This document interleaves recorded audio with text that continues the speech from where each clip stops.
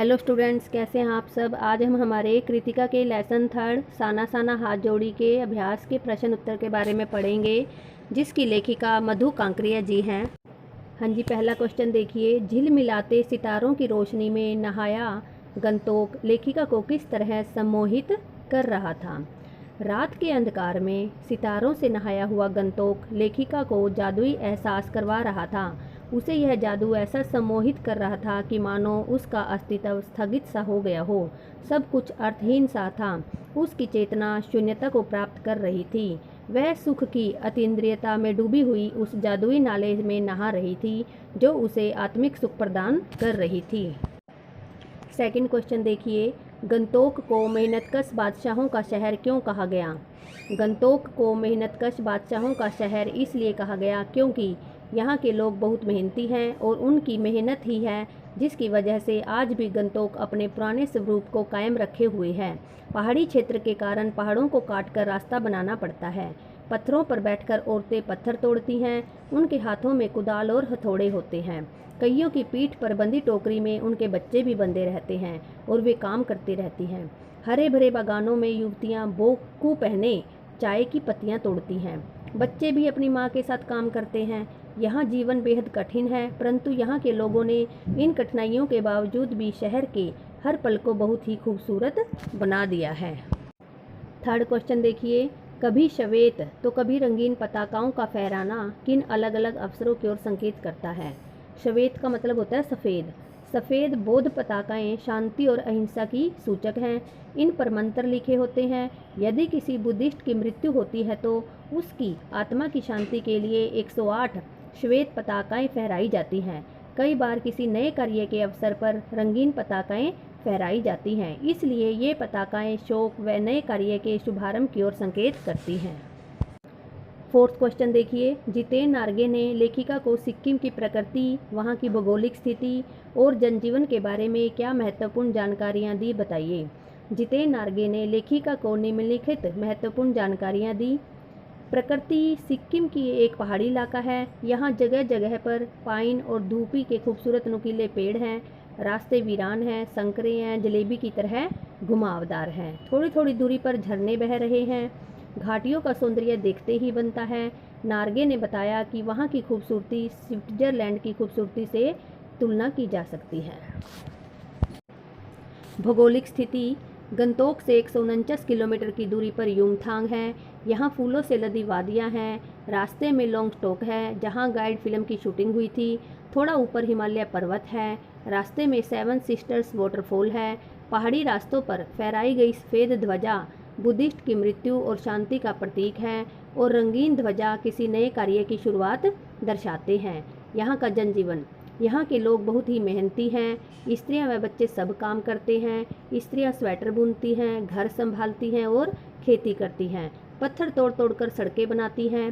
चाय की पत्तियाँ चुनने बाग में जाती हैं। बच्चों को अपनी कमर पर कपड़े में बांध कर रखती हैं। बच्चे पढ़ने के लिए 3-4 किलोमीटर पहाड़ी चढ़ाई चढ़कर स्कूल जाते हैं। शाम को अपनी माँओं के साथ काम करते हैं। उनका जीवन बहुत ही श्रम साध्य है। उसने बताया कि सिक्किम के लोग अन्य भारतीयों की तरह घूमते चक्र में अपनी आस्थाएं और अंधविश्वास रखते हैं। फिफ्थ क्वेश्चन देखिए। लोंगस्टोक में घूमते हुए चक्कर को देखकर लेखिका को पूरे भारत की आत्मा एक जैसी क्यों दिखाई दी। लेखिका सिक्किम में घूमती हुई कभी लोंगस्टोक नाम की जगह पर गई। लोंगस्टोक के घूमते चक्कर के बारे में जितेन ने बताया कि यह धर्म चक्र है। इसको घुमाने से सारे पाप धुल जाते हैं। मैदानी क्षेत्र में गंगा के विषय में ऐसी ही धारणा है। लेखिका को लगा कि चाहे मैदान हो या पहाड़, तमाम वैज्ञानिक प्रगतियों के बावजूद इस देश की आत्मा एक जैसी है। यहाँ लोगों की आस्थाएं, विश्वास, पाप पुण्य की अवधारणाएं और कल्पनाएं एक जैसी हैं। यही विश्वास पूरे भारत को एक सूत्र में बांध कर रखता है। सिक्स्थ क्वेश्चन देखिए। जितेन नार्गे की गाइड की भूमिका के बारे में विचार करते हुए बताएं कि एक कुशल गाइड में क्या क्या गुण होने चाहिए। नार्गे एक कुशल गाइड था। वह अपने पेशे के प्रति पूरा समर्पित था। उसे सिक्किम के हर कोने के विषय में भरपूर जानकारी प्राप्त थी, इसलिए वह एक अच्छा गाइड था। एक कुशल गाइड में निम्नलिखित गुणों का होना बहुत ही जरूरी है। एक गाइड अपने देश व इलाके के कोने कोने से भली भांति परिचित होता है, अर्थात उसे संपूर्ण जानकारी होनी चाहिए। उसे वहाँ की भौगोलिक स्थिति, जलवायु और इतिहास की संपूर्ण जानकारी होनी चाहिए। एक कुशल गाइड को चाहिए कि वो अपनी भ्रमणकर्ता के हर प्रश्नों के उत्तर देने में सक्षम हो। एक कुशल गाइड को अपनी विश्वसनीयता का विश्वास और अपने भ्रमणकर्ता को दिलाना बहुत ही जरूरी है, तभी वह एक आत्मीय रिश्ता कायम कर अपने कार्य को कर सकता है। गाइड को कुशल व बुद्धिमान व्यक्ति होना बहुत आवश्यक है, ताकि समय पड़ने पर वह विषम परिस्थितियों का सामना अपनी कुशलता और बुद्धिमानी से कर सके व अपने भ्रमणकर्ता की सुरक्षा भी कर सके।